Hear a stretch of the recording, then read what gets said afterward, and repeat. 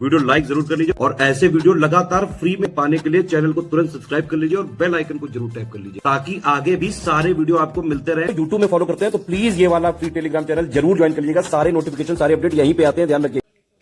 Team के paid courses से जुड़ने के लिए दिए गए नंबर्स पे आप संपर्क कर सकते हैं। प्ले स्टोर से स्टडी फॉर सिविल सर्विसेज का एप्लीकेशन जरूर इंस्टॉल कीजिएगा।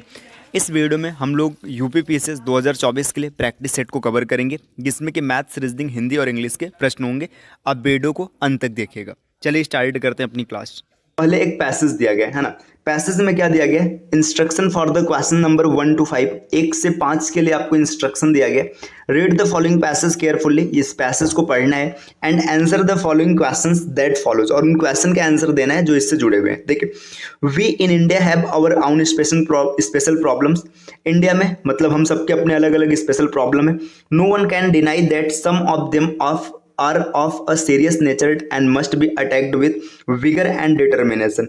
देखो, कोई भी मना नहीं कर सकता है कि जो सीरियस नेचर है और विगर डिटर्मिनेशन है उसे अटैक किया गया। फिर आगे क्या है? आवर नेशनल ऑब्जेक्टिव, जो हमारा national objective have been defined clearly, उसे एकदम स्पष्ट रूप से डिफाइन किया गया। We aims at providing every citizen, हम मतलब हमारा उद्देश्य है प्रत्येक नागरिक को प्रदान करना the basic necessities and complete freedom to lead a life of his or her own choice, कि उसके जो बेसिक ज़रूरत है वो पूरा हो, साथ में उसे पूरी तरीके से आज़ादी रहे अपने विचार से, अपनी इच्छा से जीवन जीने का। We aim to create a democratic society strong and free in which every citizen, हम मतलब एक ऐसा एम रखते हैं जिसमें एक ऐसी सोसाइटी बनानी है जो कि मजबूत हो और प्रत्येक व्यक्ति की अपनी अपनी फ्रीडम हो। देखिए, irrespective of this religious belief, मतलब उसमें रिलीजियस बिलीफ हो, will occupy an equal and honored place, मतलब प्रत्येक को समान और सम्मानित स्थान मिले, and we given full of equal opportunities, और सबको equal opportunities मिले for growth and service, मतलब उनके वृद्धि के लिए और साथ में उनके सेवा के लिए।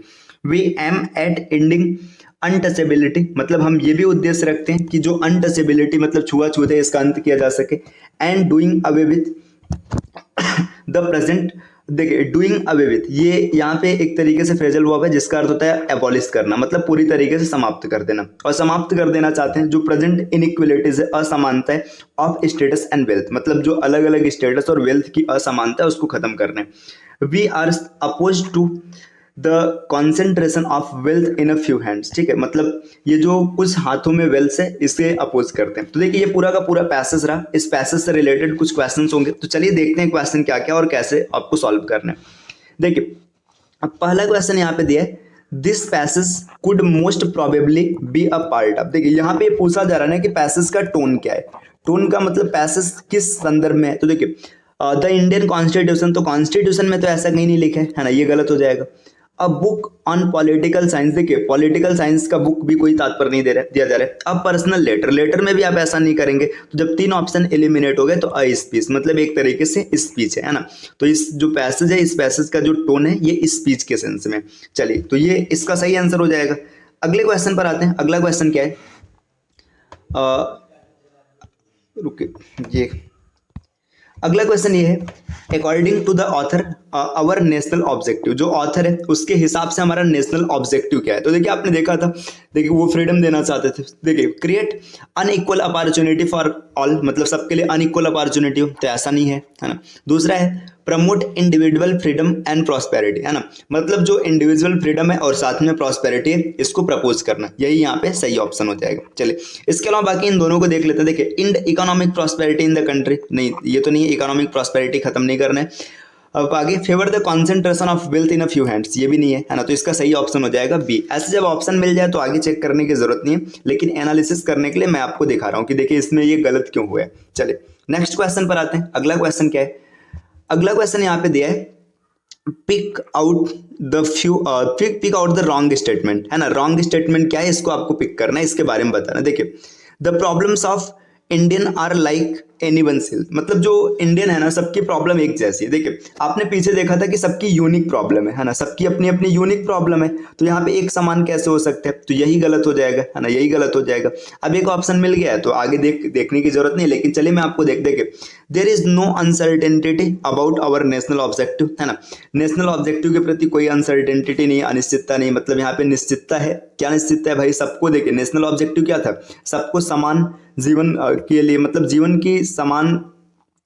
जीवन में समान स्टेटस प्रदान करना है, इकोनॉमिक स्टेटस सबका सेम रहे, सबको प्रॉस्पेरिटी मिले, है ना। आगे सम ऑफ और problems can be handle only strong people, ठीक है। हमारे कुछ समस्याएं मतलब जो स्ट्रांग पीपल है, मतलब मेंटली ये स्ट्रांग है, वो हैंडल कर सकते हैं।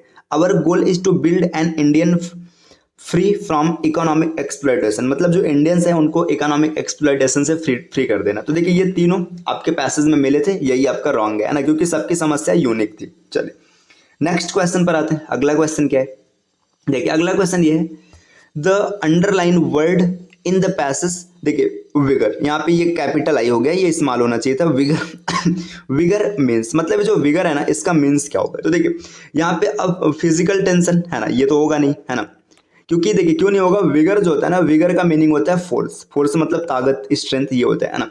तो देखिए यहाँ पे ये होगा नहीं, फोर्सफुलनेस ऑफ लैंग्वेज ये भी नहीं होगा, लूज टेम्पर ये भी नहीं होगा, फोर्स सही ऑप्शन होगा। तो ये इसका मतलब मीनिंग है। इसके अतिरिक्त आप इसके सिनोनिम्स देख सकते हैं। देखिए फोर्स हो गया, पावर हो गया, स्ट्रेंथ हो गया, स्ट्रेंथ के बाद आप पोटेंसी लिख सकते हैं, एनर्जी लिख सकते हैं, तो ये सब इसके सिनोनिम्स है, तो इसको याद रख सकते हैं। ये कभी सिनोनिम्स एंटोनिम्स में भी आ सकता है ना, force, power, strength, potency, energy, ये सब इसके सिनोनिम्स हो जाएंगे। चलिए नेक्स्ट क्वेश्चन पर आते हैं, अगले क्वेश्चन पर।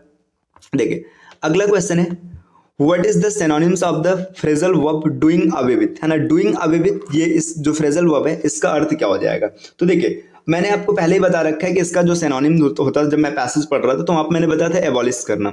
एबॉलिश का मतलब होता है समाप्त करना, मतलब किसी चीज का उन्मूलन करना, उसको एकदम जड़ से हटा देना। तो पहला ऑप्शन हो जाएगा, डूइंग विथ नहीं होगा, है ना, जब एक मिल गया तो आगे के कोई नहीं होंगे, है ना। एबॉलिश करना मतलब पूरी तरीके से समाप्त कर देना, ये हो जाएगा। चलिए आते हैं अपने अगले क्वेश्चन पे। अगला क्वेश्चन क्या है, अगला क्वेश्चन यहाँ पे देखिए क्या दिया गया। अगला क्वेश्चन यहाँ पे दिया गया, चेंज द वॉइस। अच्छा ये 5 पैसेज खत्म हो गए ना, पैसेज खत्म हो गए। छठवां क्वेश्चन है, change the voice and select the correct passive voice from the given options, है ना। मतलब यहाँ पे क्या बोला जा रहा है कि आपके सामने ऑप्शन दिया है, आपको क्या करना है कि एग्जैक्ट, यहाँ पे इस क्वेश्चन का सेंटेंस नहीं लिखा है, चेंज द वॉइस, ये क्वेश्चन में हल्का सा मिस्टेक है। मतलब यहाँ पे इस क्वेश्चन में ना, इस क्वेश्चन में क्या होना चाहिए था, इसका क्वेश्चन नहीं लिखा गया, ठीक है। रुके, तो यहाँ पे हम लोग पढ़ के चेक करते, देखिए she was given her bulldog, ठीक है, ये क्वेश्चन, ठीक। आगे a bulldog was given to her, है ना, she has been given a bulldog, she is being. तो देखिए यहाँ पे इसका क्वेश्चन ही नहीं है ना, क्वेश्चन नहीं है, ये टाइपिंग मिस्टेक हुई है थोड़ा सा, यहाँ पे क्वेश्चन इसमें छूट रहा है। तो फिर ये क्वेश्चन अभी हम लोग होल्ड कर रहे हैं, क्योंकि यहाँ पे जो एक्टिव वॉइस है ना, एक्टिव वॉइस, ये एक्टिव वॉइस दिया ही नहीं गया। जब एक्टिव वॉइस नहीं दिया गया तो आप पैसों में कन्वर्ट ही नहीं कर पाएंगे, ये थोड़ी सी मिस्टेक है, इसके लिए सॉरी, है ना। यहाँ पे टाइपिंग की मिस्टेक हुई है, टाइपिंग करते समय क्वेश्चन छूट गया है किसी कारणवश गलती से, है ना। चलिए अगले क्वेश्चन पर आते हैं। अगला क्वेश्चन क्या होगा, देखिए नेक्स्ट क्वेश्चन, क्वेश्चन नंबर 7 ये है ना। 7वां क्वेश्चन क्या बोल रहे हैं, 7वां क्वेश्चन ये बोल रहे हैं sorry friends, fill in the blanks with a appropriate word given below, है ना। यहाँ पे 4 ऑप्शन दिया गया है ना, इन 4 ऑप्शन के हिसाब से यहाँ पे ब्लैंक फिल करना है। पहला ऑप्शन है द एयर इंडिया, जो एयर इंडिया है यहाँ पे मतलब डॉट है, अब यहाँ पे कुछ फिल करना है। कंसेशनली टिकट्स दीज डेज, देखिए दीज डेज मतलब अभी भी ना चीज चल रहा है, मतलब इन दिनों। यहाँ पे अब जो भी आएगा वो ऐसी चीज होगी जो लगातार चल रही। तो देखिए यहाँ पे चलने के लिए क्या होता है, कॉन्टिन्यूअस होना चाहिए, है ना, कॉन्टिन्यूअस रहेगा तभी चलता रहेगा। अब कॉन्टिन्यूअस देखेंगे तो इसमें वर्ब का आईएनजी फॉर्म आता है ना, तो जिन ऑप्शन में आईएनजी फॉर्म होगा वही ऑप्शन सही हो जाएगा। देखिए पहला ऑप्शन सही हो गया। अब यहाँ पे देखो ये तो मतलब ये प्रेजेंट में है ना, ये पास्ट में चला गया तो ये दोनों तो हो ही नहीं सकते, है ना। ये परफेक्ट में, लेकिन ये भी बीतने की बात बता रहा है, ठीक है। तो जो लगातार चल रहा है इज इशूइंग, यही ऑप्शन सही हो जाएगा। चलिए अगले क्वेश्चन पर आते हैं। नेक्स्ट क्वेश्चन देखते हैं, नेक्स्ट क्वेश्चन हम लोगों का क्या है ना। नेक्स्ट क्वेश्चन, ये क्वेश्चन नंबर 8 है। देखिए क्वेश्चन नंबर 8 क्या बोल रहा है, क्वेश्चन नंबर 8 की बात करेंगे तो 8वां क्वेश्चन है, transform the following simple sentence into complex sentence, है ना। मतलब यहाँ पे एक सिंपल सेंटेंस दिया है ना, इस सिंपल सेंटेंस को हमें क्या करना है, कॉम्प्लेक्स सेंटेंस में कन्वर्ट करना है। सेंटेंस क्या है, ही एडमिटेड हिज मिस्टेक, है ना, उसने अपनी गलती मान लिया। अब देखिए यहाँ पे इसको जब कॉम्प्लेक्स में चेंज करना है तो कैसे यहाँ पे चेंज करेंगे, देखिए ही admitted that he was mistaken, है ना, यहाँ पे कोई सेंस नहीं दिख रहा है ना। एडमिटेड मतलब उसने अपनी गलती मान ली, यहाँ पे मिस्टेकन तो यहाँ पे कोई सेंस नहीं है, ये पहला गलत हो जाएगा।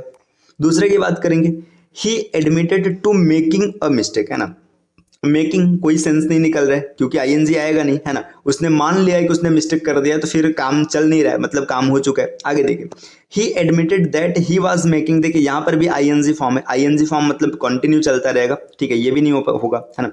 तो 3 ऑप्शन एलिमिनेट हो गए, तो चौथा ऑप्शन अपने आप सही हो जाएगा, है ना। देख लेते हैं, देखिए ही एडमिटेड, उसने मान लिया, दैट मतलब कि he had made a mistake, उसने एक गलती किया था। देखो ही एडमिटेड हिज मिस्टेक, उसने अपनी गलती मान लिया, और यहाँ पर भी यही सेंस आ रहा है, मैं कलर चेंज कर लेता हूँ थोड़ा सा। देखिए यहाँ पर भी यही सेंस आ रहा है कि उसने अपनी गलती क्या किया, उसने अपनी गलती मान लिया, है ना। देखिए ये से तो कॉम्प्लेक्स सेंटेंस को दैट से यहाँ पे जोड़ा गया, ये ऑप्शन नंबर डी इसका सही हो जाएगा। देखो ये जो आईएनजी फॉर्म वाले थे ना, तो ये तो आप डायरेक्ट देख के कैंसिल कर सकते थे क्योंकि ये मतलब मान बना रहा है ना, मेकिंग, ये भी, ये दोनों पहले ऑप्शन खत्म हो गए थे, बाद में बचा था ए और डी, आप उसमें से देख लेते तो आपको डी आराम से मिल जाता। चलिए अगले क्वेश्चन पर आते हैं। अगला क्वेश्चन क्या है, अगला क्वेश्चन हम लोगों के सामने क्वेश्चन नंबर 9 है ना। 9 नंबर का क्वेश्चन क्या है, select the correct indirect speech of the given sentence. यहाँ पे एक सेंटेंस दिया है ना, इस सेंटेंस का आपको इनडायरेक्ट चूज करना है। देखिए I said to Ram let us go out for a walk, है ना, मैंने राम को कहा कि चलिए बाहर वॉक के लिए चलते। देखिए यहाँ पे दोनों जाएंगे, देखिए लेट अस है ना, लेट अस है, इसका मतलब क्या है, देखिए यहाँ पे ये थर्ड पर्सन है सॉरी फ्रेंड्स, चलिए इसे डायरेक्ट देखते। देखिए आई, देखिए अभी आई सजेस्टेड, मैंने सुझाव दिया, ये ऑप्शन सही हो सकता है ना, क्योंकि यहाँ पे that they should go out for walk. फिर आगे बढ़ते हैं, देखिए यहाँ पे सेकंड है I requested him that we, देखिए रिक्वेस्ट, यहाँ पे दोनों चलने की बात हो रही है, तो रिक्वेस्ट का कोई सेंस ही नहीं आएगा, गलत हो जाएगा। आगे आई टोल्ड हिम, यहाँ पे टोल्ड की भी बात नहीं आएगी। नेक्स्ट है देखिए आई सजेस्टेड हिम, मैंने उसे सुझाव दिया, दैट मतलब कि we should go out for walk. देखिए यहाँ पे दे है तो मैंने इसको होल्ड इसीलिए किया था ताकि आपको दिखाया ना। देखिए यहाँ पे दे है तो ये जो अस है ना, अस किस में बदलेगा, वी में बदलेगा, और जैसे ही अस वी में बदलेगा तो पहला ऑप्शन गलत हो जाएगा, तो ऑप्शन नंबर डी सही हो जाएगा। देखिए इसको मैं जानबूझ के थोड़ा सा ऐसे कर रहा हूँ एनालाइज तरीके से, ताकि आपको एनालिसिस करके दिखाया जाए कि क्वेश्चन किस हिसाब से करना है। देखिए आपने जैसे ही देखा आई सेड टू हिम, यहाँ पे लेटेस्ट की बात हो रहा है, मतलब यहाँ पे सजेस्ट किया जाएगा, तो 2 ऑप्शन तो वैसे ही कैंसिल हो गए, है ना। अब यहाँ पे देखिए यहाँ पे अस है तो अस का दे मतलब बन नहीं सकता, तो बनेगा क्या, वी, तो ऑप्शन नंबर डी सही हो जाएगा। चलिए अगले क्वेश्चन पर आते हैं। अगला क्वेश्चन अगला यहाँ पर कुछ ऐसा है, देखिए क्या क्वेश्चन दिया गया, क्वेश्चन ये दिया है which of the following is correctly punctuated, है ना, मतलब इसमें कौन सा ऐसा सेंटेंस है जिसमें पंक्चुएशन का सही से यूज किया गया। देखो what a beautiful painting did you paint it, है ना, मतलब क्या सुंदर पेंटिंग है, तुमने इसे पेंट किया। अब यहाँ पे देखते हैं इसमें क्या होगा। देखो जब भी व्हाट अ ब्यूटीफुल पेंटिंग, मतलब पेंटिंग देख के ना उसको आश्चर्य तो हो रहा है, तो पहले तो यहाँ पे एक्सप्लेनेशन मार्क आएगा, है ना, एक्सप्लेनेशन आएगा, सॉरी मैं एक्सप्लेनेशन बोल रहा हूँ, कहाँ मेरा दिमाग है, ठीक है, एक्सक्लामेटरी आएगा, ठीक है, एक्सप्लेनेशन कैसे बोल गया यार, सॉरी देखिए यहाँ पे क्या आएगा, यहाँ पे आएगा एक्सक्लामेटरी आएगा। तो देखिए एक्सक्लामेटरी आएगा तो एक्सक्लामेटरी की बात करेंगे, तो यहाँ पे ऑप्शन नंबर देखिए व्हाट अ ब्यूटीफुल पेंटिंग, है ना, ये तो होगा नहीं, है ना, पहला नहीं होगा, है ना। दूसरे की बात करते हैं, व्हाट अ ब्यूटीफुल पेंटिंग, यहाँ पे डैश का भी कोई रोल नहीं है ना। आगे what a beautiful painting did you, ठीक है, यहाँ पर भी देखिए यहाँ पे ये आपका कॉलन दिया है, इसका भी कोई रोल नहीं, तो यहाँ पे मतलब 3 ऑप्शन हो गए। देखो व्हाट अ ब्यूटीफुल पेंटिंग, अच्छा यहाँ पे लगना था एक्सक्लामेटरी मार्क, ठीक है, ये सही लगा नहीं है, तो यहाँ पे ये हो जाएगा। देखिए मैं लिख देता हूँ, इसका सही स्वरूप मैं लिख देता हूँ। देखिए सही स्वरूप क्या हो जाएगा, व्हाट अ ब्यूटीफुल पेंटिंग, यहाँ पे एक्सक्लामेटरी मार्क रहेगा, मतलब आश्चर्यजनक, ये सरप्राइज हो रहा है ना। फिर आगे पूछा जा रहा है डिड यू पेंट इट, ये इसका सही स्वरूप होगा, है ना, ये इसका सही होगा, तो ये इसका सही स्वरूप है। चलिए अगले क्वेश्चन पर आते हैं। अगला क्वेश्चन क्या है, अगला क्वेश्चन हम लोगों के सामने क्वेश्चन नंबर 11 है। क्वेश्चन 11 क्या बोल रहा है, choose the correct word which is opposite in meaning of the given word, है ना, जो ये वर्ड दिया गया है इसके संदर्भ में मतलब इसका अपोजिट क्या होगा ये आपको चूज करना है। देखिए यहाँ पे आपके सामने एक वर्ड दिया रिसीट, है ना, रिसीट दिया है। अब रिसीट का आपको क्या करना है, रिसीट का आपको अपोजिट निकालना है ना।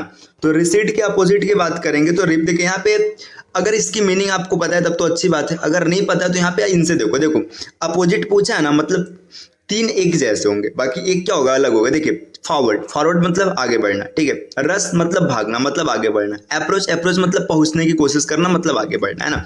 तो तीन चीजें यहाँ पे एक जैसी हो गई, है ना। तो रिसीड मतलब देखो यहाँ पे ये सब जब एक जैसा हो गया तो बचा एक ही ऑप्शन है एडवांस इसका सही आंसर हो जाएगा, है ना। तो एडवांस इसका सही आंसर हो जाएगा। चलिए नेक्स्ट क्वेश्चन पर आते हैं। नेक्स्ट क्वेश्चन की बात करेंगे। अगला क्वेश्चन क्या है, find out the miss spelled word. यहाँ पे एक वर्ड ऐसा है ना जो गलत है, तो उसको आपको चूज करना है कि कौन सा वर्ड गलत है। देखिए यहाँ पे सीज SIEZD, सीज एकदम एग्जैक्ट है। सीज का मीनिंग होता है जब्त करना, है ना। अगर इसके सिनोनिम्स की बात करेंगे जैसे कैच हो गया, होल्ड हो गया, कैप्चर हो गया, है ना, मतलब यहाँ पे जब्त करने की बात हो रही है, ये जब्त हो गया। देखिए डिसीव, DECIEVE, है ना। देखिए डिसीव जो वर्ड लिखा गया है ना, डिसीव जो डिसीव है, तो डिसीव की मीनिंग ये नहीं होती है ना, डिसीव की मीनिंग होती है DECEIVE, है ना। डिसीव का मतलब होता है धोखा देना, है ना। तो ये इसका सही हो जाएगा, तो यहाँ पे यही मिस स्पेल्ड है। इसके अलावा विलीव, VELIEVE, विलीव सही है ना, विलीव सही है। अगर विलीव की बात करेंगे मतलब भरोसा होना, देखो ये एक वर्ब होता है, अगर इसको ऐसा लिखा जाए VELIEF, बिलीव, है ना, बिलीव इसका मतलब होता है भरोसा, ये एक नाउन होता है, इसको भी याद रखेगा, है ना। आगे रेन का मतलब होता है साम्राज्य, है ना, मतलब एम्पायर, टेरिटरी या फिर शासन करना भी आप बोल सकते हैं। चलिए ये हो गया। दिया राम श्याम का मित्र है, ठीक, राम है श्याम का मित्र है। मनीष की ओर इशारा करते हुए सामने श्याम ने राम से पूछा, मतलब मनीष की ओर इशारा करते हुए श्याम ने राम से पूछा, क्या पूछा, वह कौन है, मतलब किसी की ओर इशारा करते हुए पूछा वह कौन है। राम ने कहा उसका बेटा मेरे बेटे का चाचा है। मनीष का राम से क्या संबंध है। देखिए इस क्वेश्चन का ये इंग्लिश वर्जन है, आप इसको पढ़ लीजिएगा। मैं इस क्वेश्चन को सॉल्व कर रहा हूँ। देखिए राम और श्याम मित्र है ना। मनीष की ओर इशारा करते हुए श्याम ने राम से पूछा, देखिए मनीष है ना, मनीष के लिए मैं यम लिख रहा हूँ, है ना, मनीष है। मनीष की ओर इशारा करते हुए श्याम ने राम से पूछा वह कौन है। तो देखिए इस कंडीशन में क्या होता है, राम रिप्लाई देता है कि उसका बेटा, मतलब ये जो मनीष है ना, मनीष का जो बेटा होगा, मनीष का बेटा जो है मेरे बेटे का चाचा है, मतलब राम का बेटा है ना, राम का बेटा है ना, राम के बेटे का ये चाचा है, मतलब चाचा है तो इसका मतलब कि ये दोनों आपस में भाई होंगे, ठीक, ये दोनों आपस में भाई हो जाएंगे। देखिए जब ये आदमी मतलब जो मनीष है ये राम के भाई का पिता है, इसका मतलब राम का भी क्या हो जाएगा, पिता हो जाएगा। तो Manish is related to Ram as Manish Ram से कैसे कैसे संबंधित है, तो इसका फादर है, ठीक है। तो इसको आप याद रखिएगा, इसका पिता हो जाएगा। ये इस क्वेश्चन का आंसर रहा। जब भी ब्लड रिलेशन के क्वेश्चंस मिले आप उनके सेंटेंस को तोड़ तोड़ के पढ़िएगा तो आप आसानी से सॉल्व कर पाएंगे। चलिए नेक्स्ट क्वेश्चन, अगला क्वेश्चन यहाँ पे है। देखिए यदि 31 मार्च 2008 को सोमवार है तो 31 मार्च 2011 को कौन सा दिन होगा। देखो ये क्वेश्चन करने का कई तरीके हैं, आप बेसिक मेथड के साथ जा सकते हैं, सॉल्व ट्रिक के साथ जा सकते हैं, जैसे आपको सुविधा लगे आप वैसे जा सकते हैं। देखिए मैं इसको यहाँ पे सॉल्व कर रहा हूँ। देखिए मान लीजिए 31 मार्च 2008 है ना, ये दिया हुआ है। इसके बाद देखिए यहाँ पे मंडे, अभी बाद में देखेंगे इसके बारे में। आपसे पूछ रहा है कि 31 मार्च 2011 को कौन सा दिन होगा। देखिए इसको सॉल्व करने का पहला तरीका तो आप ये अपना सकते हैं कि आपने देखिए पीछे कैलेंडर के टॉपिक में सीखा होगा, नहीं सीखे हैं तो आगे आपको पढ़ाएंगे कि किसी भी ईयर का फर्स्ट और लास्ट, है ना, ये दिन हमेशा समान रहता है। इसका मतलब अगर 2008 का मतलब देखिए 31 मार्च को मंडे है तो जब ये मतलब खत्म हो जाएगा तो इसका जो अंतिम दिन रहेगा 30 मार्च, वहां पर भी क्या होगा, मंडे होगा, है ना। मतलब इस दिन जब देखिए ये 2008 से जब 2009 पे एंट्री करेगा तो सोमवार से एक दिन आगे बढ़ जाएगा, ये मंगलवार हो जाएगा। 9 से जब 10 पर एंट्री करेगा तो एक दिन और आगे बढ़ जाएगा, बुधवार हो जाएगा। और 10 से जब 11 पे एंट्री करेगा तो एक दिन और आगे बढ़ के बृहस्पतिवार हो जाएगा। तो इसका आंसर थर्सडे हो जाएगा। एक तरीका तो ये रहा ये क्वेश्चन करने का। चलिए इसके दूसरे तरीके को बताते हैं। देखिए दूसरा तरीका इसका क्या होगा, समझिए। आपने पढ़ा होगा जब कभी भी डबल डेटेड क्वेश्चन होता है डबल डेटेड क्वेश्चन होता है वहां पे डेट और मंथ या फिर कोई भी दो डेटा सेम रहता है तो उसको सॉल्व करने का तरीका क्या है। देखिए 31 मार्च 2008, ठीक, यहाँ पे फिर आगे क्या पूछा जा रहा है, 31 मार्च 2011। देखिए यहाँ पे क्या होगा, ये दोनों जो सेम है ना ये आपस में कैंसिल हो जाएंगे, है ना। इसके बाद बचेगा 2008 से 2011 पे जाना है। देखिए 8 से जाना है तो 8 से आप 9 पर आएंगे, फिर 9 से कहाँ आएंगे, 10 पर आएंगे, है ना। देखिए 2008 जो है ना, 8 में ऑड डेज की संख्या कितनी होगी, एक ऑड डेज होगा, है ना। क्योंकि देखो ऑड डेज जैसे लीप ईयर में 2 होता है, लेकिन यहाँ पे फरवरी के बाद का डेटा रखा गया, मतलब फरवरी जैसे जो 29 फरवरी ये बीत चुका है, तो 2008 में एक ऑड डेज है, 9 में भी एक ऑड डेज होगा और 10 में भी एक ऑड डेज होगा, 3 ऑड डेज रहेंगे। अब 11 को हम क्यों नहीं लिखेंगे, क्योंकि जहाँ पे जाना होता है उसको काउंट नहीं करते। देखिए मंडे था, मंडे में 3 आप जोड़ेंगे, तो मंडे में 3 जोड़ेंगे तो आपका क्या आ जाएगा, ये मतलब आपका थर्सडे आ जाएगा। तो एक तरीका ये रहा। इसके बाद आप इसको बेसिक के साथ भी सॉल्व कर सकते हैं। बेसिक का मतलब जो बेसिक तरीका होता है, आप पहले इसका निकालेंगे, है ना, इसके बाद यहाँ से कंपेयर करेंगे, फिर इसके बाद इसका निकाल के कंपेयर करेंगे। तो आप जैसे करना चाहे आप कर सकते हैं, मैंने 2 तरीका आपको बता दिया। चलिए नेक्स्ट क्वेश्चन पर आते हैं। अगला क्वेश्चन क्या होने वाला है, देखिए अगला क्वेश्चन ये निम्न में से किस वर्ष का कैलेंडर 2009 की तरह होगा। देखिए कौन सा ऐसा साल होगा जिसका कैलेंडर 2009 के जैसे होगा।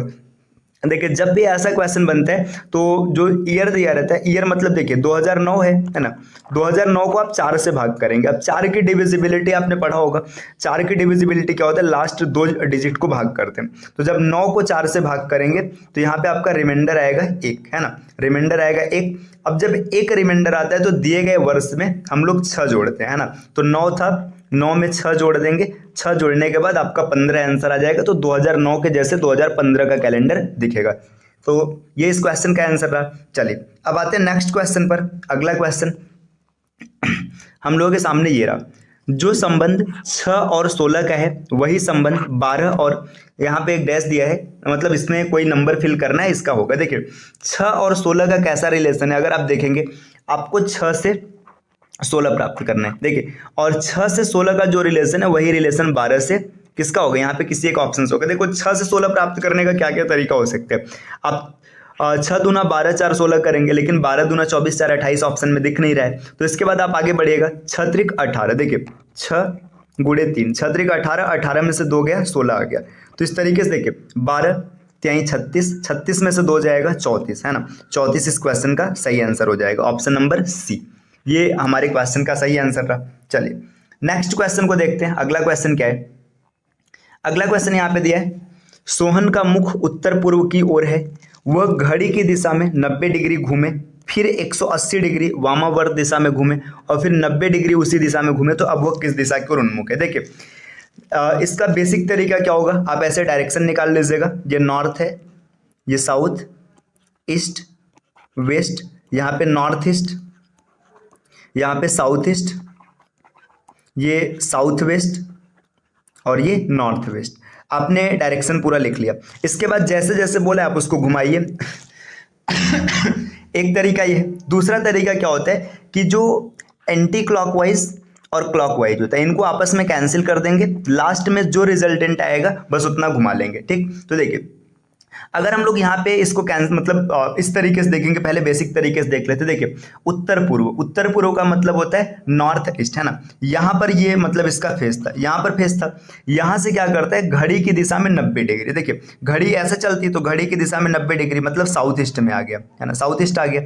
इसके बाद क्या होता है फिर 180 वामावर्त। 180 का मतलब देखिए यहाँ से सीधा इधर आ जाएगा, 180 वामावर्त मतलब इधर आ गया, है ना। फिर आगे क्या बोला जा रहा है, फिर उसी दिशा में 90 डिग्री। देखिए ये ऐसे ऐसे घुमा था, इसी दिशा में वापस से 90 घूमेगा मतलब इधर आ जाएगा। तो ये देखेगा साउथ वेस्ट, है ना, साउथ वेस्ट इसका। अच्छा ये दक्षिण 2 बार आ गया, मतलब यहाँ पे लास्ट में एक दक्षिण नहीं रहेगा, है ना, साउथ वेस्ट देखेगा। ये इसका सही आंसर हो जाएगा, दक्षिण पश्चिम। तो ये तो आपने बेसिक तरीके से कर लिया। इसके अलावा इसका ट्रिक क्या होगा तो उसको देखते। देखिए अगर ट्रिक की बात करेंगे तो यहाँ पे देखिए स्टार्ट में क्या बोला जा रहा है कि घड़ी की दिशा में मतलब क्लॉकवाइज कितना घूम रहा है, क्लॉकवाइज घूम रहा है 90, है ना।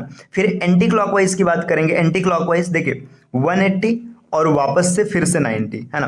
तो 90 से 90 आपस में कैंसिल हो जाएगा, बचा 180। अब जिस डायरेक्शन में था उसी से 180 आपको क्या करना है, एंटी क्लॉकवाइज मूव करा देना। देखिए आपने लिख लिया, ये पूरा डायरेक्शन है, नॉर्थ, साउथ, ईस्ट, वेस्ट। देखिए स्टार्ट में इसका मुख था उत्तर पूर्व, मतलब यहाँ पे नॉर्थ, उत्तर पूर्व का मतलब नॉर्थ ईस्ट की ओर था, है ना। यहाँ से 180 मूव करेगा, 180 का मतलब सीधा इधर मूव कर लेगा, है ना, ये सीधा हो जाएगा 180। तो देखो यहाँ पे आपको मिल गया साउथ वेस्ट, जो कि आपका ऑप्शन था शुरू में, है ना। तो इस तरीके से आप इस क्वेश्चन को हल कर सकते हैं। आप चाहे तो बेसिक तरीके से करिए, चाहे ट्रिक के साथ करिए, आपके आंसर में कोई फर्क नहीं आएगा, ठीक। तो चलिए देखिए और आगे बढ़ते हैं, अपने नेक्स्ट क्वेश्चन की ओर आते हैं, देखते हैं हम लोगों का नेक्स्ट क्वेश्चन क्या होगा। देखिए अगला क्वेश्चन आपके सामने यहाँ पर कुछ ये दिया गया है, दिए गए विकल्प में से संबंधित संख्या का चयन कीजिए। मतलब यहाँ पे ये क्वेश्चन दिया गया है ना, 4 का रिलेशन है 17 से, है ना। आपसे पूछ रहा है ऐसे ही 7 का रिलेशन किस संख्या से होगा। देखिए 4 का रिलेशन जिस हिसाब से 17 से है, उसी हिसाब से आपको रिलेशन फाइंड करना है 7 का किसके साथ होगा। देखिए अब देखो यहाँ पे क्या दिख सकता है, 4 है, 4 का स्क्वायर किया गया होगा 16 आया होगा, 16 में 1 जोड़ दिया गया होगा तो 17 आया होगा, ठीक है। इससे इसके अतिरिक्त आप ऐसे भी सोच सकते हैं 4 में 4 का गुणा किया गया, स्क्वायर का मतलब सेम चीज होता है। अब 7 पर आएंगे तो 7 का स्क्वायर करेंगे, 7 7 49 और 1 50। ये ऑप्शन यहाँ पे सेटिस्फाइड कर रहा है, ऑप्शन नंबर बी। तो ये इस क्वेश्चन का सही आंसर हो जाएगा। तो ऑप्शन नंबर बी मतलब आपका ये 50 जो आंसर होगा इस क्वेश्चन का ठीक आंसर होगा। चलिए अपने अगले क्वेश्चन पे आते हैं। देखिए ये क्वेश्चन है, दिए गए विकल्प में से संबंधित सही उत्तर का चयन कीजिए। देखिए ग्लासेस का रिलेशन किससे होगा, जैसे साइकिल का रिलेशन यूनिसाइकिल से, ठीक है। तो ये आपको एनालॉजी का एक क्वेश्चन है, इस क्वेश्चन का आंसर ना आप कमेंट कीजिएगा, ठीक। ये एक आसान सा क्वेश्चन है तो इसलिए मैं आपको छोड़ रहा हूँ, है ना। तो इसका आंसर आप कमेंट कीजिएगा, जो भी आएगा आप कमेंट जरूर करिएगा। चलिए आते हैं अपने अगले क्वेश्चन पे। अगला क्वेश्चन देखते हैं क्या है। अगला क्वेश्चन यहाँ पे कुछ ऐसा दिया है सॉरी फ्रेंड्स, निम्नलिखित में से विलुप्त संख्या ज्ञात कीजिए। यहाँ पे देखिए एक सीरीज दिया गया है ना, इस सीरीज में क्या है कि कुछ नंबर मिस है, आपको फाइंड करना है नंबर क्या मिस है। देखिए जब कभी भी ऐसी लंबी सीरीज दिखे तो आपको क्या करना है, आपको अल्टरनेटिव्स के साथ जाना है। देखिए मैं इसको 2-2 के ग्रुप में अगर अलग कर लूँ, 2-2 का अल्टरनेटिव मैं देखूँ, है ना, मैंने 2-2 के ग्रुप में सबको तोड़ लिया। यहाँ पे क्या होगा नहीं पता है, ठीक है। देखिए यहाँ पे 2 से, देखिए 2 दूना 4, है ना, 2 3 6, 2 चौका 8, 2 पंचे 10, अब 2 छक्का 12, यहाँ पे 12 फिल कर लेंगे, है ना। आगे चेक करते, देखिए 2 सते, देखिए 12 फिल करने के बाद 2 सते 14, ठीक है। यहाँ पे ऑप्शन या तो क्वेश्चन गलत है या फिर मैंने कुछ गलत देखा, रुको एक बार फिर से देख लेते हैं। देखिए अल्टरनेटिव्स के साथ जाएंगे, 2-2 का ग्रुप लेंगे। देखिए 2 दूना 4, 2 3 6, 2 चौका 8, 2 पंचे 10, सेटिस्फाइड है। इधर देखिए 3 दूना 6, 3 तिरिक्का 9, 3 चौका 12, है ना। अब 3 पचे 15, है ना, 3 पचे 15 यहाँ पर आएगा, फिर 3 छक्का 18 और 3 सते 21, ये हो जाएगा। और यहाँ पे देखिए 2 दूना 4, 2 3 6, 2 चौका 8, 2 पंचे 10, 2 छक्का 12। अच्छा देखिए यहाँ पे जो है ना, मतलब ये जो गैपिंग है, ये यहाँ पे 15 का गैपिंग है और बाकी ये 12 मतलब इसका दिया है। देखिए 10 के बाद 12 ये दिया है, फिर 14 दिया है ना। ये क्वेश्चन में मतलब ये 3, मतलब जो 3 का सीरीज है उसमें गैप है। अब इसको मैं थोड़ा सा डिटेल में आपको समझा देता हूँ। देखिए यहाँ पे क्वेश्चन किस हिसाब से किया गया है, ये 2-2 के ग्रुप में तोड़ा गया है ना, 2-2 का ग्रुप है ना, ये 2-2 के ग्रुप में अलग किया गया। देखिए 2 दूना 4, 2 3 6, 2 चौका 8, 2 पंचे 10, 2 छक्का 12, 2 सते 14, ये सीरीज चल रहा है। देखिए 3 दूना 6, 3 तिरिक्का 9, 3 चौका 12, 3 पचे 15, यहाँ पे 15 फिल करेंगे, 3 छक्का 18 और 3 सते 21, सीरीज कंप्लीट हो रहा है। तो इसका सही आंसर हो जाएगा सी, ऑप्शन नंबर सी, मतलब 15 इसका आंसर आएगा। चलिए नेक्स्ट क्वेश्चन पर आते हैं। अगला क्वेश्चन क्या है, अगला क्वेश्चन यहाँ पर आपके सामने कुछ इस प्रकार से, है ना। आपसे क्या पूछा है, QNE, ये रुकिए, चलिए यहाँ पे रुको 1 मिनट, ये थोड़ा सा स्क्रीन सही कर लेते हैं। चलिए आपके सामने दिया है कि निम्नलिखित में से विलुप्त अक्षर ज्ञात कीजिए। देखिए यहाँ पे सीरीज लिखा है QNK क्वेश्चन मार्क और ई। यहाँ पे ना ये जो मिस है यहाँ पे क्या आएगा, ये आपको फाइंड करना है। तो आपको प्लेस वैल्यू याद होनी चाहिए नंबर्स की। देखिए क्यू की प्लेस वैल्यू 17 होती है, एन का प्लेस वैल्यू 14 होता है, के का प्लेस वैल्यू 11 होता है, यहाँ पे गैप होगा, और ई का प्लेस वैल्यू 5 होता है। अब प्लेस वैल्यू में देखो 3-3 का गैप है, यहाँ पे 3 का गैप है, यहाँ पर भी 3 का गैप है, तो यहाँ पर भी 3 का गैप आएगा 8, और यहाँ पर भी 3 का गैप आएगा 5, है ना। तो 8 प्लेस वैल्यू किसका होता है, एच, है ना। तो इसका सही आंसर हो जाएगा एच, यहाँ पे ऑप्शन नंबर बी, है ना। तो इस तरीके के और भी क्वेश्चन आ सकते हैं पेपर में। चलिए अब अपने अगले क्वेश्चन पर आते हैं। अगला क्वेश्चन क्या है, अगला क्वेश्चन कुछ यहाँ पे ऐसा दिया गया है, उस अंक समूह को चुने जो अन्य से भिन्न है। मतलब यहाँ पे एक सीरीज दिया है, मतलब इसमें नंबर्स दिए गए, आपको इसमें से 3 एक समान होंगे और एक अलग होगा। आपको ये फाइंड करना है कि कौन सा अलग होगा। देखिए 8 25 से संबंधित है, ऐसे ही 22 67 से संबंधित है, 18 73 और 15 46। तो आपको आसानी से दिख गया होगा, सरल क्वेश्चन है। 8 त्रिक 24 एक 25 होता है, 22 23 66 एक 67 होता है, 18 त्रिक 54 एक 55 होना चाहिए, तो यही ऑप्शन सही हो जाएगा, है ना। बाकी 15 3 45 एक 46 ये भी सेटिस्फाइड है, तो इसका ऑप्शन नंबर सी हो जाएगा सही। चलिए अगले क्वेश्चन पर आते हैं।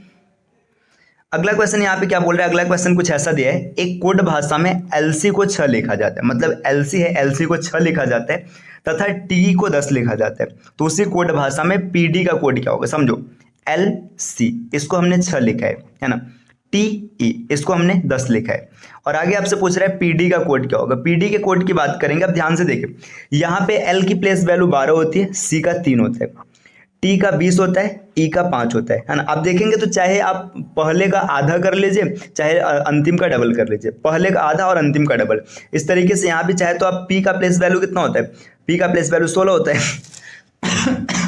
तो 16 का आधा 8 हो जाएगा, या फिर आप 4 का डबल के साथ भी जा सकते हैं, तो आंसर नंबर ए 8 इसका सही आंसर होगा।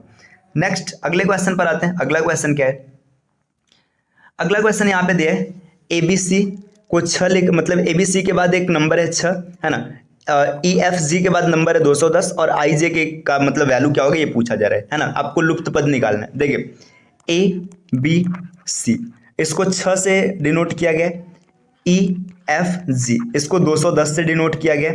अब आपसे बोल रहा है कि आई जे और के इसकी वैल्यू क्या होगी, ये फाइंड आउट करना है। देखिए आप प्लेस वैल्यू के साथ जाएंगे तो पहले प्लेस वैल्यू चाहिए। अब देखिए प्लेस वैल्यू में जोड़ देखेंगे तो ये तो सेटिस्फाइड होगा, लेकिन ये काफी ज्यादा बड़ा है ना, तो जोड़ तो नहीं होना है, या तो स्क्वायर गुणा कुछ होगा। देखते हैं क्या होगा। देखिए ए की प्लेस वैल्यू 1, बी की 2 और सी का 3, है ना, 2 3 6 सेटिस्फाइड है। यहाँ पे देखते हैं ई का 5, एफ का 6 और जी का 7, है ना। देखिए 6 पंचे 30 और 7 त्रिक 21 210, ये भी सेटिस्फाइड है। इसका मतलब यहाँ पे जो भी प्लेस वैल्यू रहेगा उसका मल्टीप्लाई करना है। आई की प्लेस वैल्यू 9, जे का 10 और के का 11, 11 9 99 और 99 में एक जीरो बढ़ा लेंगे 990, 990 इस क्वेश्चन का सही आंसर हो जाएगा। तो ऑप्शन नंबर सी यहाँ पे सही बनेगा 990। यहाँ पे पहला क्वेश्चन दिया गया, इसमें से अरण्य शब्द का पर्यायवाची है। देखिए अरण्य की अगर बात करेंगे तो अरण्य का मतलब होता है जंगल, है ना, जंगल होता है। जंगल हो गया, विपिन है, कानन हो गया, कांतार हो गया, वन हो गया, अटवी हो गया, ये सब जंगल के पर्यायवाची होते हैं, है ना, मतलब अरण्य के। तो यहाँ पे सही ऑप्शन हो जाएगा अरण्य का कांतार, है ना। इसके अतिरिक्त ये जो 3 ऑप्शन और है इनके बारे में भी थोड़ा सा डिस्कशन कर लेते हैं। देखिए आभारी का मतलब होता है जो आपका उपकार मानता है, जो आपका एहसान मानता है, ठीक। कुलीन का मतलब जो अच्छे परिवार में पैदा हुआ है, ठीक। इसके बाद सस्य मतलब होता है अनाज, धन, धान्य, ये सब चीज रहेगा। तो आपने इन चारों ऑप्शन को डिस्कस कर लिया, यहाँ पे पहला ऑप्शन हो जाएगा सही इस क्वेश्चन के लिए। चलिए अगले क्वेश्चन पर आते हैं। अगला क्वेश्चन हम लोगों के सामने कुछ ऐसा है। क्वेश्चन क्या है, निम्नलिखित में कौन सा वर्ड तालव्य नहीं है। देखिए यहाँ पे 4 ऑप्शन दिए गए हैं, आपसे पूछा है कौन सा वर्ड तालव्य नहीं है। तो इसके लिए मैं आपको इसका पूरा डिस्कशन बताता हूँ। देखो इसमें क्या होगा, जो हमारे पास स्पर्श व्यंजन होते हैं, स्पर्श व्यंजन, है ना, स्पर्श व्यंजन की संख्या कुल होती है 25। ये स्पर्श व्यंजन है क्या क्या, देखिए क, ख, ग, घ, अंग, है ना, इसको क वर्ग कहते हैं। साथ में च, छ, ज, झ, य, इसको हम लोग च वर्ग कहते हैं। ट, ठ, ड, ढ, अ, यहाँ पे नहीं रह गया, गलती से लग गया, ढ, अड़, है ना, इसको ट वर्ग कहते हैं। त, थ, द, ध, न, ये आपका त वर्ग है। और प, फ, ब, भ, म, ये आपका प वर्ग है, ठीक। ये 25 है, ठीक है। अब इनका उच्चारण स्थान जो होता है ना, क वर्ग का होता है कंठ, इसके बाद च वर्ग का होता है तालव्य, ट वर्ग का होता है मूर्धन्य,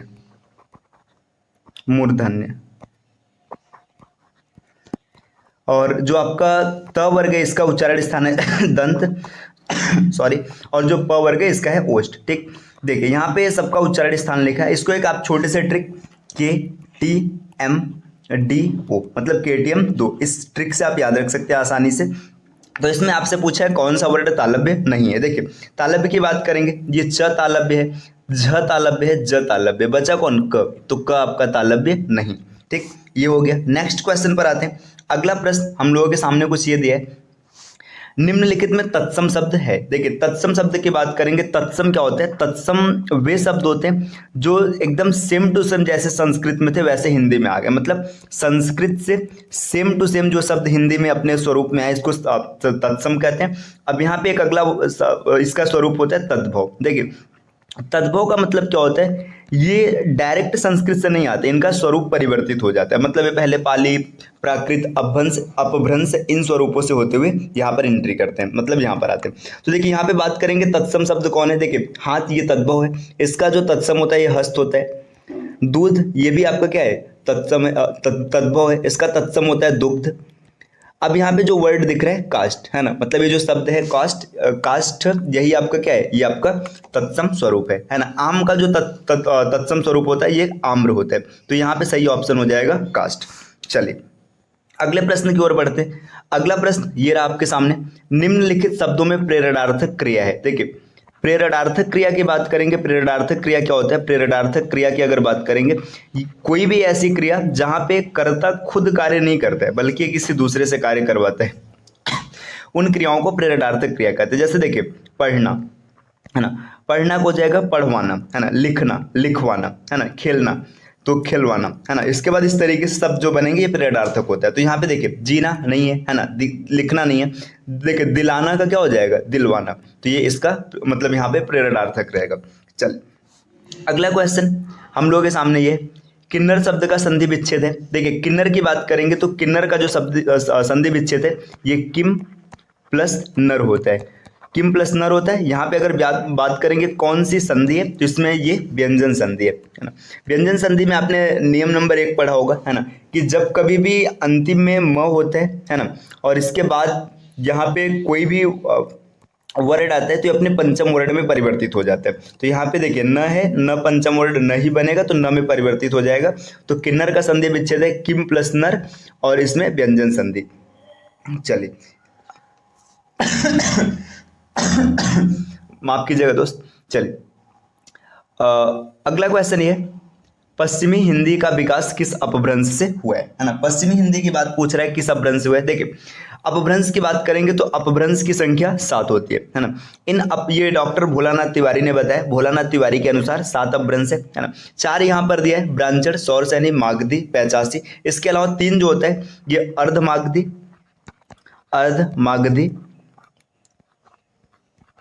खस और महाराष्ट्री, है ना। ये 7 अपभ्रंश होते हैं, है ना।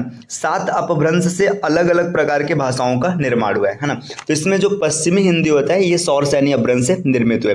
पश्चिमी हिंदी, राजस्थानी हिंदी, गुजराती, ये सब सौरसैनी अपभ्रंश से विकसित हुई भाषा है ना। तो इसका सही आंसर हो जाएगा सौरसैनी अपभ्रंश। चलिए अगले क्वेश्चन पर आते हैं। अगला क्वेश्चन क्या है? अगला क्वेश्चन यहाँ पे कुछ ये है, निम्नलिखित में शुद्ध शब्द है, कौन सा शब्द सही है? तो यहाँ पे देखिए लब्ध प्रतिष्ठ, लब्ध प्रतिष्ठित, लब्ध त्रिष्ठ और लब्ध प्रतिष्ठित। देखिए यहाँ पे सही ऑप्शन हो जाएगा लब्ध प्रतिष्ठ, है ना। लब्ध प्रतिष्ठ का मतलब ये होता है जिसने प्रतिष्ठा पाई हो या जिसने प्रतिष्ठा प्राप्त किया, ये सही आंसर होगा। बाकी ये सब शब्द गलत है ना, ये सब शब्द सही नहीं है। चलिए अगला प्रश्न हम लोगों के सामने ये है कुछ इस प्रकार कि क्या क्वेश्चन है, निम्नलिखित में शुद्ध वाक्य का चयन कीजिए, कौन सा वाक्य शुद्ध है। देखिए यहाँ पे बात करते हैं कौन सा वाक्य शुद्ध है। देखिए जो लोग बाहर जाना चाहते हैं वह जा सकते हैं। देखिए यहाँ पे लोग है, ठीक है, लोग क्या है? बहुवचन है ना। बहुवचन है, इसका मतलब यहाँ पर भी क्या आना चाहिए? बहुवचन आना चाहिए, मतलब जो लोग बाहर जाना चाहते हैं वे जा सकते हैं। तो ये सही स्वरूप इसका ये होता, मतलब ये गलत है। ठीक, कृपया 1 गिलास पानी दीजिए, ये एकदम सही दिख रहा है। ठीक है, अभी इसके अतिरिक्त और भी चेक कर लेते हैं। सरयू नदी का पाट बहुत लंबा है, यहाँ पे पाट, ठीक है, तो पाट नहीं होगा, है ना। आगे वह 7वीं कक्षा में पढ़ता है, देखो 7वां नहीं 7वीं बोलना है ना, वह 7वीं कक्षा में पढ़ता है, ये भी गलत है, मतलब 3 गलत हो गए, तो ये ऑप्शन आपका सही हो जाएगा। चलिए अब नेक्स्ट क्वेश्चन पर आते हैं। अगला क्वेश्चन क्या होगा? अगला क्वेश्चन यहाँ पे जिसका उत्तर देकर खंडन किया गया हो वाक्यांश के लिए एक शब्द। देखिए उत्तर दे के खंडन किया गया, मतलब एक आंसर था, एक उत्तर था, आपने उस उत्तर पर एक उत्तर और रख दिया, उत्तर पर उत्तर मतलब प्रत्युत्तर। तो इसका सही आंसर हो जाएगा प्रत्युत्तर। विवृत्ति नहीं होगा, प्रत्युक्त नहीं होगा, प्रत्युच्चार नहीं होगा, इसका सही आंसर है प्रत्युत्तर। ये हो गया। चलिए अगला प्रश्न देखते हैं। अगला प्रश्न ये है आदर्शिका का तत्सम, आदर्शिका खुद ही तत्सम है, तो यहाँ पे तत्सम नहीं, यहाँ पे तद्भव आएगा, है ना। आदर्शिका का तद्भव शब्द है ना। आदर्शिका का तद्भव स्वरूप क्या होगा, इसकी बात करेंगे तो देखिए, आदर्शिका का जो तद्भव स्वरूप होता है ये आरसी होते हैं। आरसी का मतलब होता है दर्पण, दर्पण या फिर एक ऐसी अंगूठी जिसमें हीरे या नग के स्थान पे छोटा दर्पण लगा होता है, ठीक है। यहाँ पे मतलब एक दर्पण युक्त अंगूठी हो या फिर दर्पण बोल लीजिए, यही होता है आदर्शिका का तद्भव स्वरूप, है ना। तो यहाँ पे आरसी हो जाएगा, आरसी इसका सही आंसर होगा। चलिए अगले प्रश्न पर आते हैं। अगला प्रश्न हम लोगों के सामने ये है, अनेकार्थी शब्द पतंग का इसमें से एक अर्थ नहीं है। पतंग का कौन सा अर्थ नहीं, देखिए पतंग पक्षी पतंग का अर्थ होता है, नाव भी पतंग का अर्थ होता है। अब इसके बाद चंग की बात करें, देखिए बादल, बादल नहीं होता है, बादल इसका सही आंसर हो जाएगा। यहाँ पे चंग, चंग की बात कर लेते हैं, चंग क्या होता है, तो चंग का मतलब होता है कुशल होना, किसी भी चीज में कुशल होना, दक्ष होना, ये चंग का अर्थ होता है ना। तो इस क्वेश्चन का सही आंसर होगा बादल, बाकी ये तीन इसके सही आंसर नहीं है ना, ये तीनों गलत है। यहाँ पे इसका बादल हो जाएगा, मतलब बादल इसका अर्थ नहीं है। चलिए अगले क्वेश्चन पर आते हैं। ये स्लाइड का अंतिम क्वेश्चन है। यहाँ पर एक मुहावरा दिया गया, मुहावरा कुछ है, छाती पर सांप लौटना, है ना। इस मुहावरे का सही अर्थ आपको बता रहे हैं, तो देखिए इसका सही अर्थ क्या होगा ये आपको कमेंट करना है, ठीक, आपको कमेंट करना है ना। इसके अतिरिक्त अगर आप चैनल पर पहली बार विजिट किए तो चैनल को सब्सक्राइब कर लीजिएगा। अगला क्वेश्चन यहाँ पे दिया है, 11 प्रेक्षणों को आरोही क्रम में व्यवस्थित किया जाता है। यदि 10 एवं 9 क्रमशः सम और विषम स्थानों पर आने वाले प्रेक्षणों के समांतर माध्य हैं तो सभी 11 प्रेक्षणों का माध्य होगा, मतलब यह है। देखिए ये इस क्वेश्चन का इंग्लिश वर्जन है, आप यहाँ से इंग्लिश में देख सकते हैं। चलिए इस क्वेश्चन को कैसे सॉल्व करेंगे, देखिए जो 10 है, ये 10 जो है ये इवन प्लेस पे आ रहा है ना, और 9 ये ऑड प्लेस पे आ रहा है, मतलब ये मतलब इनके मतलब प्रेक्षणों के समांतर माध्य दिया। देखिए अब यहाँ पे अगर इवन की बात करेंगे ना तो 1 से 11 तक लिखने में इवन आएगा 5 टाइम, और 9 जो ऑड आएगा ये आएगा 6 टाइम। देखिए ये 5 टाइम आ रहा है, 10 इसका माध्य, तो ये आपका आंसर यहाँ पे 50 हो जाएगा इसका सम, और 9 6 का 54, ऑड वाले का सम हो जाएगा 54। अब अगर हम टोटल 11 के सम को देखेंगे तो यहाँ पे 104 हो जाएगा, 104, और यहाँ पे इसको 11 से भाग करेंगे तो 11 9 99। जैसे ही 9 मिला ऑप्शन नंबर डी एलिमिनेट हो गया, है ना। अब इसके आगे और देखें, यहाँ 5 बचा होगा, यहाँ पे 11 चौका 44, है ना। देखिए ये ऑप्शन ये भी एलिमिनेट हो गया, है ना। इसके बाद कितना बचा, 5 बचे, 11 चौक 44, 6 बचा, 11 बचे 55, ये आपका सही आंसर हो जाएगा सी। ये हम लोगों के क्वेश्चन का पहला सॉल्यूशन रहा। चलिए अगले पर आते हैं। अगला क्वेश्चन क्या है, अगला क्वेश्चन है, यदि किसी शंकु के आधार का क्षेत्रफल 100% बढ़ा दिया जाए, मतलब देखिए जो आधार का क्षेत्रफल मतलब पाई आर स्क्वायर, इसमें 100% की ग्रोथ हो जाती है ना, 100% की ग्रोथ हो जाती है। तो पूछा जा रहा है कि इसके आयतन में कितने प्रतिशत की वृद्धि होगी। देखिए जो शंकु का आयतन होता है 1/3 पाई आर स्क्वायर एच होता है। देखिए यहाँ पे 1/3 ये फिक्स है तो इससे कोई मतलब नहीं, है ना। अब यहाँ पे पाई आर स्क्वायर जो है ना, देखिए यहाँ पे पाई आर स्क्वायर था और यहाँ पे एच था, इसका मल्टीप्लाई होकर के क्या बनेगा, आयतन बनेगा। पाई आर स्क्वायर पहले 1 था, है ना, बाद में इसको बढ़ा करके 2 कर दिया गया, ठीक। अब यहाँ पे देखिए इसमें इसके हाइट में कोई परिवर्तन नहीं हो रहा है, हाइट पहले 1 था, हाइट आज भी कितना 1 है। आप देखेंगे तो पहले जो इसका एरिया आ रहा था, मतलब आयतन आ रहा था 1 आ रहा था, और अभी इसका आयतन कितना आ रहा है 2 आ रहा है। तो कितने % की ग्रोथ हुई है, 100% की ग्रोथ हुई है ना। तो इसमें 100% की वृद्धि हो जाएगी, ऑप्शन नंबर डी। चलिए अब अगले क्वेश्चन पर आते हैं। अगला क्वेश्चन क्या है, अगला क्वेश्चन आपके सामने ये रहा। देखिए ये भी मेंसुरेशन का क्वेश्चन दिख रहा है। 2 बेलन ए तथा बी के आधारों के अर्धव्यास, अर्धव्यास का मतलब होता है त्रिज्या, 3:2 के अनुपात में है तथा इनकी ऊंचाइयां 1:1 के अनुपात में है। यदि बेलन ए का आयतन बेलन बी के आयतन का 3 गुना हो तो एन का मान बताइए। देखिए क्वेश्चन ऐसा है कि यहाँ पे 2 बेलन है, मान लीजिएगा एक बेलन है बेलन ए, है ना, ये बेलन ए है, और एक दूसरा बेलन है बेलन बी, है ना, ये बेलन आपका बी है। इनमें इनके अर्धव्यास मतलब आर के बारे में बताइए। इसका आर है 3 और इसका आर है 2, है ना। इसके बाद इनमें हाइट की बात की है, हाइट की बात करेंगे तो इसका हाइट n है और इसका हाइट 1 है ना।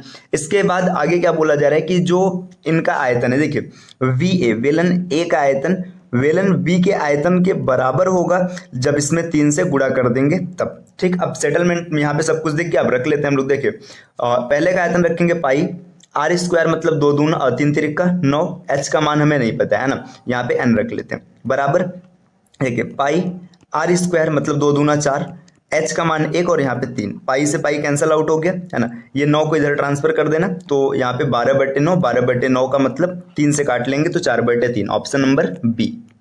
चलिए अब अपने अगले क्वेश्चन पर आते हैं। अगला प्रश्न क्या है,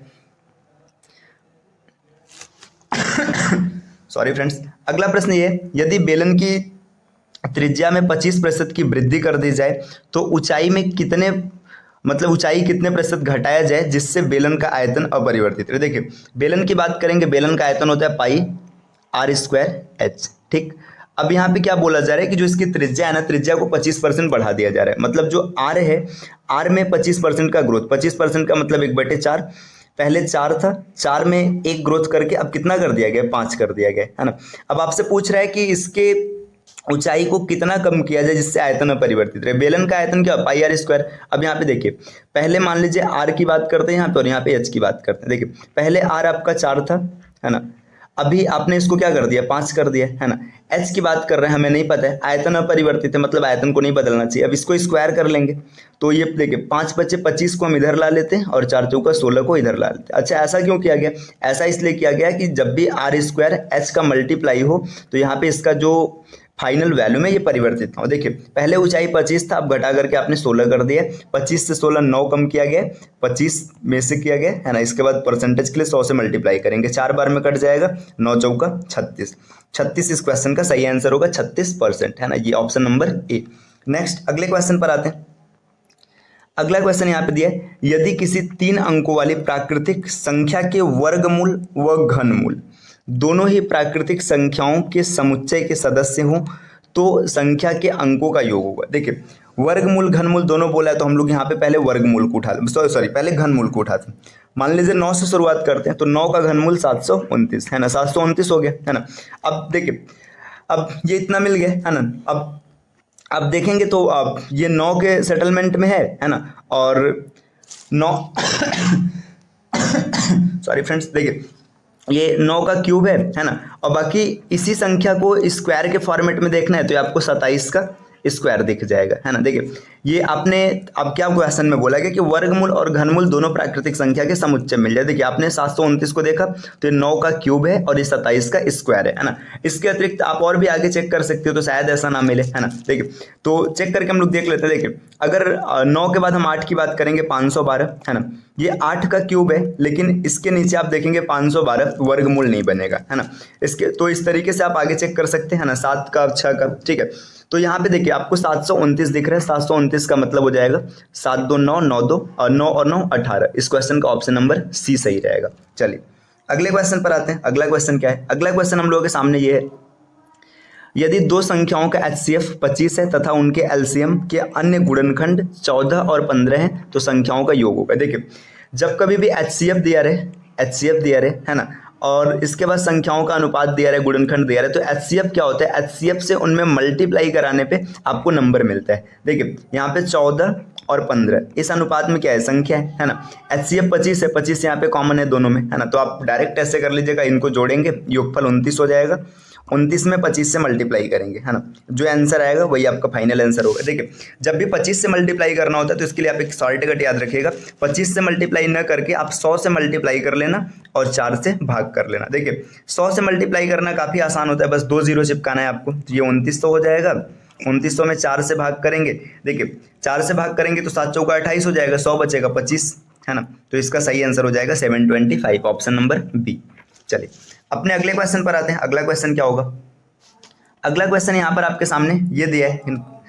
क्वेश्चन क्या बोल रहा है, विकल्पों में से अंकों के समुच्चय को चुनिए जो समुच्चय 6, 36 और 63 के समरूप है। देखिए 6, 36 और 63 का रिलेशन देखते हैं। देखिए 6, 36 और 63 आप यहाँ पे ध्यान से देखेंगे, देखिए 6 का स्क्वायर है ना, या फिर आप समझ सकते हैं कि जो नंबर यहाँ पे उतने ही गुना लिया गया है ना, मतलब गुणे 6 है, 36 आ गया, है ना। दोनों में से आप किसी के साथ जा सकते हैं, चाहे स्क्वायर के साथ जा सकते हैं चाहे इसके साथ जा सकते हैं।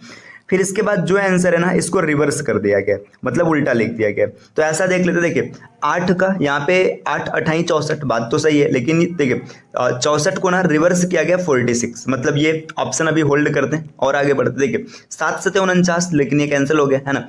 ये 94 बनेगा नहीं, ये नहीं बनेगा, तो ऑप्शन नंबर इसका ए सही हो जाएगा। ठीक, ऐसे ये ऑप्शन पहले में ही क्लियर हो गया था कि सही है, लेकिन मैंने आपको दिखाने के लिए कि और ऑप्शन मिल रहे हैं कि नहीं मिल रहे हैं, तो मैंने पूरा चेक कर लिया, यहाँ पे ऑप्शन ए सही हो जाएगा। चलिए अगले क्वेश्चन पर आते हैं। अगला क्वेश्चन क्या है, देखिए ये बीजगणित का क्वेश्चन दिख रहा है। यदि दो बहुपदों के एलसीएम और एचसीएफ क्रमशः, ये देखिए ये आपका पूरा एलसीएम है और यहाँ पे ये एचसीएफ है, और उनमें से एक बहुपद ये है तो दूसरा बहुपद ज्ञात कीजिए, है ना।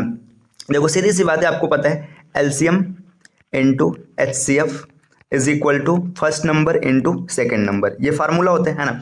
एलसीएम जो दिया है रख लेते हैं, एलसीएम दिया है x+1, है ना। अगला जो देखिए ये फैक्टर है ना, इसको हम लोग डायरेक्ट फैक्टराइज करके लिखते हैं। देखिए x² प्लस 6x और प्लस 8 को जब आप तोड़ेंगे ना तो आपको ये टूटेगा x+4 एक कोष्ठक में और x+2 दूसरे कोष्ठक में। ये कैसे पता चला, देखिए आप देखेंगे तो यहाँ पे 6 को तोड़ना है, 6 टूटेगा 4 और 2 में, 4 दूना 8, 4 और 2 6, ठीक है, यहाँ से पता चल गया। देखिए एलसीएम हो गया। एचसीएफ कितना दे रखा है, एचसीएफ दे रखा है x+1, यहाँ पे नीचे लिख लेते हैं, थोड़ा सा जगह स्पेस की दिक्कत है, बराबर। देखिए फर्स्ट नंबर की बात की, देखो फर्स्ट नंबर ये दिया, अब इसको हम लोग तोड़ते हैं। देखिए इसको तोड़ेंगे, 5 को तोड़ना है 4 में, देखिए 4 1 का 4, 4 और 1 5, तो आप लिख लेंगे x+4 एक कोष्ठक में और x+1 दूसरे कोष्ठक में। ठीक, एक नंबर हो गया। अब दूसरा नंबर हमको नहीं पता है तो दूसरा नंबर मान लेते। देखिए x+4 से x+4 कैंसिल आउट हो गया, x+1 से x+1 कट गया। अब आंसर आपका दिख रहा है, दूसरा नंबर है x+1 एक कोष्ठक में और x+2 दूसरे कोष्ठक में। अब यहाँ पे ऐसा ऑप्शन नहीं दिया, मतलब यहाँ पे मल्टीप्लाई किया है, मल्टीप्लाई करा लीजिएगा, x² 2 और फिर 2x और प्लस में x और प्लस 2, आपका आंसर हो जाएगा x² प्लस 3x और प्लस 2, है ना। तो आपका आंसर देखिए x² plus 3x plus 2, option number कौन सा है, x² प्लस 3x प्लस 2, है ना। ये पहला ऑप्शन सही हो जाएगा, इसमें गलती से 2 ऑप्शन सेम हो गया, कोई दिक्कत नहीं है ना। तो यहाँ पे आंसर आपका ये आएगा, आपको अपने आंसर से मतलब रखना है, ठीक है। चलिए अगले क्वेश्चन पर आते हैं। अगला क्वेश्चन देखिए, अगला क्वेश्चन ये, एक फल विक्रेता को 30 कलम बेचने के बाद 10 कलम के विक्रय मूल्य का लाभ होता है, तो लाभ का प्रतिशत बताइए। देखिए सॉरी, जब कभी भी ऐसे क्वेश्चन रहे कि आपको बेचने पर लाभ होता है, या फिर हाँ, ये क्वेश्चन ना 2 तरीके से बनेगा, या तो विक्रय मूल्य के बराबर लाभ या हानि होगा, या तो क्रय मूल्य के बराबर लाभ या हानि होगा। देखिए चाहे जो भी हो, आपको पता है यहाँ पे लाभ परसेंट का फार्मूला, देखिए प्रॉफिट परसेंट का फार्मूला क्या होता है, प्रॉफिट अपॉन CP और इनटू में 100, है ना, ये फार्मूला होता है। देखिए प्रॉफिट कितने का हो रहा है, 10 का हो रहा है, तो लिखेंगे profit percent is equal to 10 का प्रॉफिट है। अब यहाँ पे देखिए 30 कलम उसने बेचा है ना, विक्रय मूल्य का सेटलमेंट दिया, मतलब क्रय मूल्य की बात करेंगे तो यहाँ पे 30 बेचा है ना, 10 का लाभ हुआ है, तो माइनस कर देंगे तो 20 हो जाएगा इसका CP, मतलब कॉस्ट प्राइस, है ना, इनटू 100, ये कट जाएगा 2 बार में, आंसर आ जाएगा 50%, है ना। इसका सॉल्ट कट मैं आपको अभी आगे के वीडियो में बता दूंगा, या शॉर्ट्स के माध्यम से मैं आपको प्रोवाइड करा दूंगा। चलिए अगले क्वेश्चन पर आते हैं। अगला क्वेश्चन क्या है, यदि 2 कुत्ते 7 मीटर व्यास वाले एक वृत्ताकार पथ पर विपरीत दिशाओं में 2.5 मीटर प्रति सेकंड और 3 मीटर प्रति सेकंड की गति से दौड़ना आरंभ करते हैं, तो आपस में अधिकतम दूरी पर होने में उन्हें कितना समय लगेगा। देखिए एक सर्कल है, ठीक है, सर्कल का व्यास दे रखा है 7 मीटर, तो त्रिज्या आप निकाल सकते हैं 7/2 होगा। 2 कुत्ते हैं ना, देखिए ये कहीं से भी दौड़ना शुरू करे, ठीक है, यहाँ से दौड़ना शुरू करे, कहीं से भी दौड़ना शुरू करे, ये अपने मैक्सिमम डिस्टेंस पर तब होंगे जब ये दोनों अपने व्यास के अलग अलग छोर पर होंगे, है ना। व्यास मतलब जो इनका ये बीच वाला लाइन है, ये है ना, मतलब एक इस छोर पे होगा D1, मैं यहाँ मान लेता हूँ डॉग 1, और दूसरे को मान लेता हूँ D2 डॉग 2, है ना। यहाँ पर होंगे तभी ये मैक्सिमम डिस्टेंस पे होंगे, अन्यथा नहीं होंगे, है ना। तो देखिए यहाँ तक आने के लिए ना, ये कुत्ते चाहे जहाँ से शुरू करें, मैक्सिमम डिस्टेंस आने के लिए इनको ये दूरी कवर करना पड़ेगा, ये, है ना। तो ये दूरी क्या है, ये आपको दिख रहा है, ये अर्ध परिधि है या अर्ध परिमाप आप समझ लीजिए, है ना। इसको कैसे निकालेंगे, आप लिखेंगे 2πr/2 मतलब πr। जो डॉग्स हैं ये डिस्टेंस कवर करेंगे πr, पाई का मतलब 22/7, है ना। आर की बात करेंगे 7/2, है ना, 7 से 7 कटेगा, यहाँ पे 11, मतलब जो डॉग्स हैं वो 11 मीटर की डिस्टेंस तय करेंगे, तो आपको डिस्टेंस मिल गया 11, है ना। अब यहाँ पे देखिए स्पीड दिया है, ये 2.5 है, ये 3 है, दोनों को देखिए अपोजिट डायरेक्शन में, तो आपको रिलेटिव स्पीड से पता होगा, जब भी अपोजिट डायरेक्शन होता है उनको सम करते हैं, और सेम डायरेक्शन होता है तो माइनस करते हैं। तो अपोजिट तो यहाँ पे आपका आ जाएगा 5.5, और ये आपको सीधा सीधा दिख रहा है, 2 बार में कट जाएगा, है ना। तो आपका जो टाइम आ जाएगा ये 2 सेकंड आ जाएगा। 2 सेकंड में डॉग्स जो होंगे वो अपने मैक्सिमम डिस्टेंस पर हो जाएंगे। चलिए अगले क्वेश्चन की ओर बढ़ते हैं। अगला क्वेश्चन यहाँ पे, यदि एक्स आदमी एक काम को 40 दिनों में पूरा करते हैं और 5 अतिरिक्त आदमी लगाने से 10 दिनों की बचत होती है, तो 30 आदमी इस काम को कितने दिन में पूरा करेंगे। देखिए अच्छा क्वेश्चन है, कॉन्सेप्ट पर बेस्ड है। देखिए एक्स आदमी है, ठीक है, 40 दिन में कर रहे हैं तो टोटल वर्क हो जाएगा 40x, ठीक। इसके बाद अगले स्टेटस में क्या बोला देखिए ये काम है। अब काम हमेशा बराबर होगा। आगे क्या बोला जा रहा है कि यदि 5 अतिरिक्त आदमी लगाए थे, मतलब x आदमी थे, अब की बार ना 5 और जोड़ दिया गया, x + 5 कर दिया गया, तो 10 दिनों की बचत होती। मतलब पहले 40 दिन लग रहा था, अब कितने दिन लगेंगे, अब 30 दिन लगेंगे, ठीक। अब इसको कैलकुलेट करते हैं। देखिए 40x बराबर 30x और प्लस 150, 30x इधर प्लस इधर आएगा माइनस हो जाएगा, 10x बराबर 150, x बराबर 15। मतलब जो ये x आ गया, x की वैल्यू 15 आ गई है ना। x चाहे आप यहाँ रख लीजिए चाहे यहाँ रख लीजिए, कोई फर्क नहीं पड़ेगा। x का मान यहाँ रखेंगे, 15 चौका 60, मतलब 600 टोटल वर्क है ना। अब कितने आदमियों से कराना है ना, इसे 30 आदमी से कराना है, तो 30 आदमी से कराएंगे तो यहाँ पे पूरा का पूरा कैंसिल हो जाएगा एक दिन में, मतलब ये 20 दिन में पूरा खत्म हो जाएगा। चलिए फ्रेंड्स, अपना अगला क्वेश्चन ये है, 3 संख्याओं का अनुपात 3, 4 और 5 है एवं उनके HCF और LCM क्रमशः 40 और 2400 हैं। उनमें सबसे बड़ी संख्या आपको ज्ञात करना है। देखिए जब भी इस तरीके का क्वेश्चन रहेगा आपको क्या करना है, जो संख्या दिया रहेगा है ना, जैसे देखिए 3, 4 और 5 है ना, इसका आपको HCF निकालना है। HCF निकालना है। अगर आप यहाँ पे इसका HCF सॉल्व करते हैं, देखिए इनमें कुछ भी कॉमन नहीं दिख रहा है, मतलब इसका HCF कितना आएगा, HCF हो जाएगा 1 है ना। HCF की वैल्यू 1 आ रही है। अब यहाँ पे क्वेश्चन में HCF का मान कितना दिया है, HCF का मान दिया 40, मतलब 1 यूनिट जो हो जाएगा ना, 1 यूनिट का मान हो जाएगा 40। अब यहाँ पे आप तीनों संख्या निकाल सकते हैं, 40 है 120 है ना, 40 चौका 160 और 40 पंचे 200। आपसे जो पूछे आप वो कर लेंगे है ना। यहाँ पे सबसे बड़ी संख्या पूछा तो आप 200 आंसर टिक कर लेंगे। अगर सबसे छोटी पूछता तो आप 120 लिखते है ना। कई बार क्या होता है ना, आपसे डिफरेंस पूछ लेता है, एवरेज पूछ लेता है, तो ये सब भी क्वेश्चन आप आसानी से सॉल्व कर लेंगे। अगर आप इसी प्रकार तैयारी करना चाहते हैं तो हमारी टीम के पेड कोर्सेज से जुड़ने के लिए इन नंबर्स पे आप संपर्क कर सकते हैं। इसके अतिरिक्त प्ले स्टोर से स्टडी फॉर सिविल सर्विसेज का एप्लीकेशन जरूर इंस्टॉल कीजिएगा और हमारे चैनल CSAT प्रिपरेशन को सब्सक्राइब कीजिएगा। वीडियो अगर आपको पसंद आए तो लाइक कीजिएगा और अपने फ्रेंड्स के साथ